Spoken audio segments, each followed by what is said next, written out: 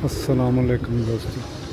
लो जी जानवर बैठा जी ऊपर आ रंगे बच्चा जी। लो जी इन कोशिश करनी है सट के लिया फिर तुहानू शो कराने। लो जी दोस्तों यह बच्चा जी जोड़ा फड़िया बड़ा जाल के उत्ते डिगे। अख देखो जी बच्चे जी मैली अख का बच्चा। ये पता नहीं जी मैले गोल्डन बंदा है ये केड़ा बंदा है। बिल्कुल ही मासूम बच्चा ही अख जी। तो यह दूसरी अख देखो जी यह दूसरी अख। तो यह देखो जी ये जीरो कली का जी पहली कली भी नहीं लगा बच्चा पर कुंदा देखो। तो ये पहली कली भी नहीं झाड़ी है देख जीरो कली। तो बाहर 10वीं कली भी कच्ची थी थोड़ी जी। तो मासूम ही किसी डा सटे। आ देखो कलर भी लाया जी किसी पर कुंदे की शेप देखो।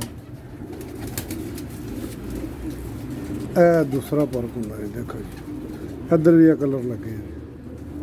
देखो 3 6 तो 4 10 ये पहली कली भी नहीं लगा।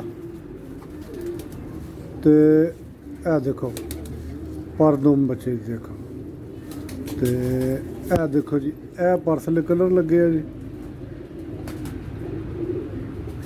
तो यह छाती ते लगे है जी। यह दूसरे परसले लगे है। यह देखो ताज़ा ही रंग लाया किसी ने। तो जनाब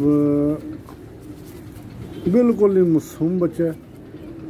तो यह पूरी बनतर है देखो यह पूरी बनतर है बच्चे देखो। पता नहीं ये गोल्डन है छाता ने केड़ा ये तो मासूम बच्चा कोई ये पता नहीं लग रहा। यह देखो बच्चा हूँ मैं छड़ के भी शौक कराना। देखो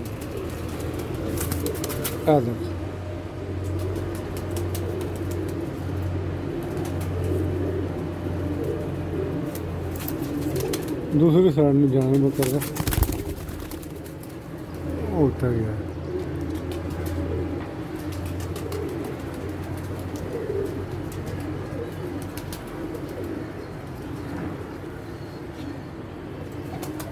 दोस्तों